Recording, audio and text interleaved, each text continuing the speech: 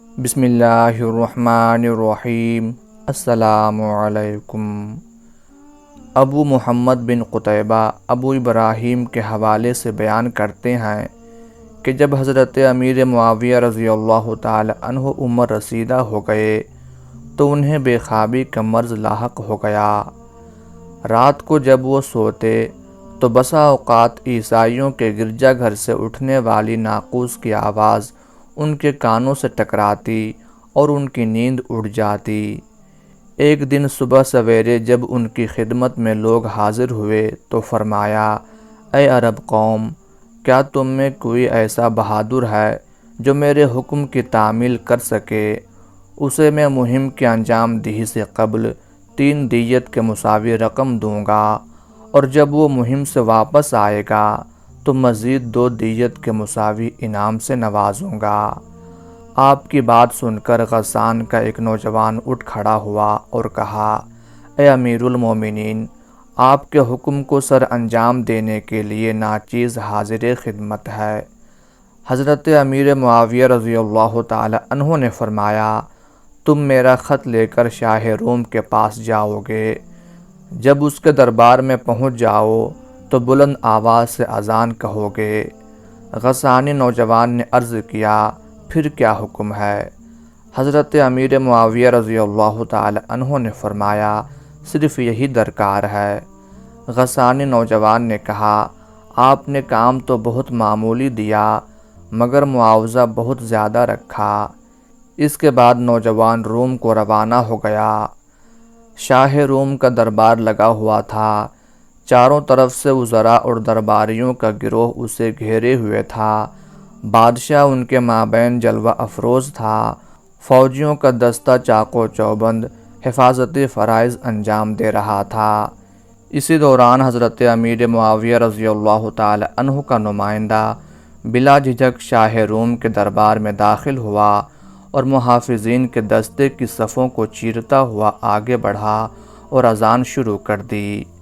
اس نوجوان نے پوری اذان سنا کر درباریوں کو متحیر کر دیا۔ شاہ روم کے ارد گرد فوجیوں اور محافظین کا دستہ تھا۔ وہ اپنی تلواریں فوراً سونت کر آگے بڑھے کہ اس گستاخ مسلمان نے ہمارے شاہ کی توہین کی ہے، اب اس کا سر تن سے جدا ہونا چاہیے۔ اچانک شاہ روم نے بلند آواز سے اپنے فوجیوں کو آگے قدم بڑھانے سے روک دیا۔ فوجیوں کے جذبات بھڑکے ہوئے تھے۔ اتنے میں بادشاہ کی آواز گونجی، اپنی تلواریں میان میں رکھ لو۔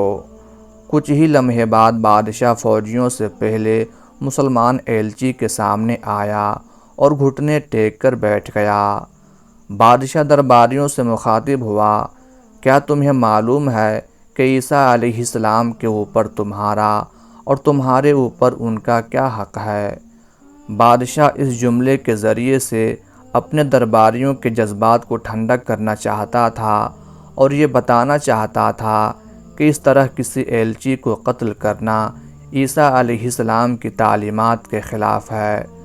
غرض معاملہ ٹھنڈا کرنے کے بعد بادشاہ مسند پر جا بیٹھا اور درباریوں سے مخاطب ہوا، اے فوجیوں کی جماعت، معاویہ رضی اللہ تعالی عنہ بوڑھے ہو چکے ہیں، اور جو آدمی بوڑھا ہو جاتا ہے وہ بے خوابی کا مریض بن جاتا ہے اور رات کو اسے بہت ہی کم نیند آتی ہے۔ ناقوس کی آواز سے انہیں تکلیف ہوتی ہے، اس لیے انہوں نے اپنے اس نوجوان ایلچی کو میرے دربار میں اذان دینے کے لیے بھیجا ہے، تاکہ اذان کے جرم میں اگر اسے قتل کر دیا گیا تو وہ ناقوس بجانے کے جرم میں اپنے ملک کے سارے عیسائیوں کا خون کر دیں۔ اس لیے ان کا یہ ایلچی ان کے خلاف توقع ان کے پاس واپس جائے گا، یعنی ہم اسے کوئی نقصان نہیں پہنچائیں گے۔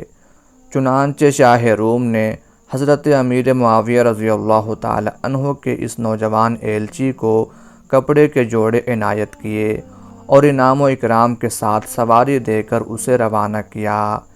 جب وہ نوجوان واپس حضرت امیر معاویہ رضی اللہ تعالی عنہ کی خدمت میں آیا تو انہوں نے پوچھا، کیا تم صحیح سالم میرے پاس واپس آ گئے؟ نوجوان نے جواب دیا، میں آپ کی کرم فرمائی سے تو نہیں، البتہ شاہ روم کی کرم فرمائی سے واپس آ رہا ہوں۔ جس زمانے میں مسلمانوں کا خلیفہ جس صلاحیت کا مالک ہوتا تھا، روم کا بادشاہ بھی اسی صفت کا حامل ہوا کرتا تھا۔ اگر مسلمانوں کا خلیفہ ہوشیار اور سیاست دان ہوتا تو روم کا بادشاہ بھی اسی کی طرح ہوتا۔